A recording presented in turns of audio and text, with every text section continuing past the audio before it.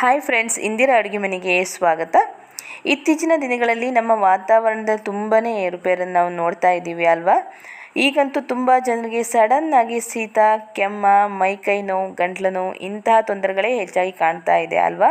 ಹಾಗಾಗಿ ಅದಕ್ಕೆ ಅಂತ ನಾನು ಒಂದು ಮನೆಯಲ್ಲೇ ಇರೋ ಪದಾರ್ಥಗಳಿಂದ ನಮ್ಮನ್ನು ನಾವು ಹೇಗೆ ಕಾಪಾಡ್ಕೊಳ್ಬೋದು, ಬೇಗನೆ ಕೆಮ್ಮ, ಗಂಟಲು ನೋವು, ಮೈಕೈ ನೋವನ್ನು ಹೇಗೆ ನಿವಾರಿಸ್ಕೊಳ್ಬೋದು ಅಂತ ತೋರಿಸ್ಕೊಡ್ತೀನಿ. ನಾನು ಈಗ ಒಂದು ಕಷಾಯವನ್ನು ಮಾಡಿ ತೋರಿಸ್ತಾ ಇದ್ದೀನಿ, ಹೇಗೆ ಅಂತ ನೋಡೋಣ ಬನ್ನಿ. ನಾನಿವಾಗ ಕಷಾಯ ಮಾಡ್ಕೊಳ್ಳೋಕ್ಕೆ ಇದಿಷ್ಟು ಇಂಗ್ರೀಡಿಯೆಂಟ್ಸ್ ತೊಗೊಂಡಿದ್ದೀನಿ. 2 ಸ್ಪೂನ್ ಆಗೋಷ್ಟು ಜೀರಿಗೆ, 2 ಸ್ಪೂನ್ ಧನಿಯಾ, 1 ಸ್ಪೂನು ಕಾಳು ಮೆಣಸು, ಅರ್ಧ ಸ್ಪೂನ್ ಆಗೋಷ್ಟು ಹಳದಿ, ಅರ್ಧ ಲಿಂಬೆಹಣ್ಣು ಗಾತ್ರದಷ್ಟು ಶುಂಠಿ, ಹಾಗೆ ಅರ್ಧ ಸ್ಪೂನ್ ಆಗೋಷ್ಟು ಕಾಳು ಜೀರಿಗೆ, ಹಾಗೆ ಒಂದು ಈರುಳ್ಳಿ, ಹಾಗೆ ಒಂದು ಸ್ವಲ್ಪ ಬೆಲ್ಲ. ಇದಿಷ್ಟನ್ನು ತಗೊಂಡಿದ್ದೀನಿ. ಇದಿಷ್ಟು ನಮ್ಮ ಮನೆಯಲ್ಲಿ ಯಾವಾಗಲೂ ನಾವು ರೆಗ್ಯುಲರಾಗಿ ಯೂಸ್ ಮಾಡುವಂಥದ್ದು. ಇವಾಗ ನಾನು ಈರುಳ್ಳಿ ಮತ್ತು ಬೆಲ್ಲ ಬಿಟ್ಟು ಉಳಿದವನ್ನೆಲ್ಲ ಕುಟ್ಟಿ ಪುಡಿ ಮಾಡ್ಕೊತಾ ಇದ್ದೀನಿ. ಇವಾಗ ನಾನು ಇದರಲ್ಲಿ ಕುಟ್ಕೊತಾ ಇದ್ದೀನಿ, ಎಲ್ಲ ಪದಾರ್ಥಗಳನ್ನು ಇದರಲ್ಲಿ ಕುಟ್ಕೊತಾ ಇದ್ದೀನಿ. ಧನಿಯಾ,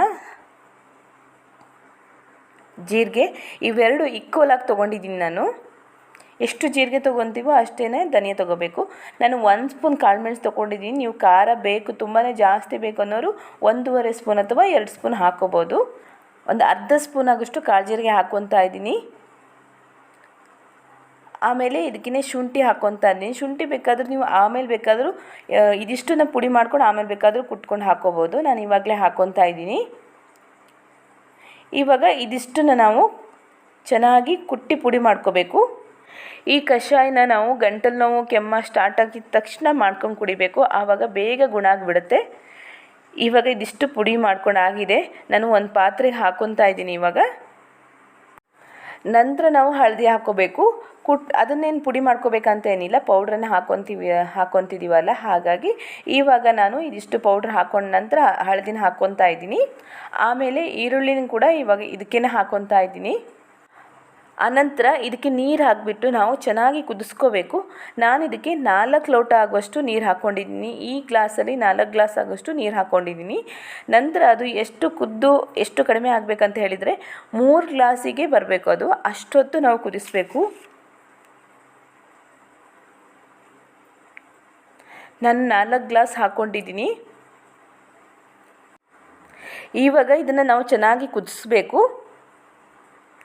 ಇವಾಗ ನಾನು ಸ್ಟವ್ ಮೇಲೆ ಇಟ್ಟಿದ್ದೀನಿ. ಇವಾಗ ಸ್ಟವ್ ಆನ್ ಮಾಡ್ಕೊಂಡಿದ್ದೀನಿ. ಇವಾಗ ಇದು ಚೆನ್ನಾಗಿ ಕುದೀಲಿ. ಇದು ಕುದಿಸುವಾಗ 1/4 ಸ್ಪೂನ್ ಆಗೋಷ್ಟು ನಾನು ಉಪ್ಪು ಹಾಕ್ಕೊತಾ ಇದ್ದೀನಿ. ಇದನ್ನು ಸ್ವಲ್ಪ ಮಿಕ್ಸ್ ಮಾಡ್ಕೊಳ್ಳೋಣ, ಎಲ್ಲ ಮಿಕ್ಸ್ ಆಗಲಿ. ಇವಾಗ ಇದನ್ನು ಕುದಿಯೋಕ್ಕೆ ಬಿಡಬೇಕು. ನೋಡಿ, ಇವಾಗ ಕುದಿಯೋಕ್ಕೆ ಸ್ಟಾರ್ಟ್ ಆಗಿದೆ. ನೋಡಿ ಕಲರ್ ಹೇಗೆ ಬಂದಿದೆ ಅಂತ. ಚೆನ್ನಾಗಿ ಕುದಿಸ್ಕೋಬೇಕು ಫ್ರೆಂಡ್ಸ್. ಈ ಥರ ಎಲ್ಲ ಮನೇಲಿ ಮಾಡಿಕೊಂಡ್ರೆ ನಾವು ಹಾಸ್ಪಿಟ್ಲಿಗೆ ಹೋಗೋ ಅವಶ್ಯಕತೆನೇ ಇರಲ್ಲ, ಮನೆಯಲ್ಲೇ ಬೇಗ ಗುಣ ಮಾಡ್ಕೋಬೋದು.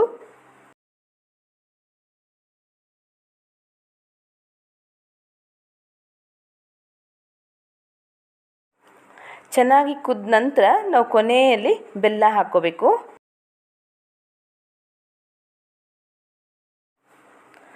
ಆಮೇಲೆ ಇದನ್ನು ನಾವು ಫಿಲ್ಟ್ರ್ ಮಾಡಿಕೊಂಡು ಕುಡಿಯೋದು. ನಾವು ಕುಡಿಯುವಾಗ ಸ್ವಲ್ಪ ಹಾಲು ಬೇಕಾದರೆ ಮಿಕ್ಸ್ ಮಾಡ್ಕೋಬೋದು, ಇಲ್ಲಾಂದರೆ ಹಾಗೇ ಕುಡಿದ್ರೂ ಆಗುತ್ತೆ, ಚೆನ್ನಾಗಿರುತ್ತೆ. ನೋಡಿದ್ರಲ್ಲ ಫ್ರೆಂಡ್ಸ್, ಕಷಾಯ ಮಾಡೋದು ಹೇಗೆ ಅಂತ. ಇದು ಗಂಟಲು ನೋವು, ಕೆಮ್ಮ ಹಾಗೂ ಬಾಡಿ ಪೇಯ್ನಿಗೆ ರಾಮಬಾಣ ಅಂತಲೇ ನಾವು ಹೇಳ್ಬೋದು. ತುಂಬಾ ಚೆನ್ನಾಗಿ ಬೇಗ ಗುಣ ಆಗಿಬಿಡುತ್ತೆ. ಈ ವಿಡಿಯೋನ ಕೊನೆ ತನಕ ನೋಡಿದ್ದಕ್ಕೆ ತುಂಬಾ ಧನ್ಯವಾದಗಳು. ಹಾಗೆ ಶೇರ್ ಮಾಡೋದನ್ನ ಮರಿಬೇಡಿ. ನೆಕ್ಸ್ಟ್ ವಿಡಿಯೋದಲ್ಲಿ ಸಿಗೋಣ ಅಲ್ವಾ. ಧನ್ಯವಾದಗಳು.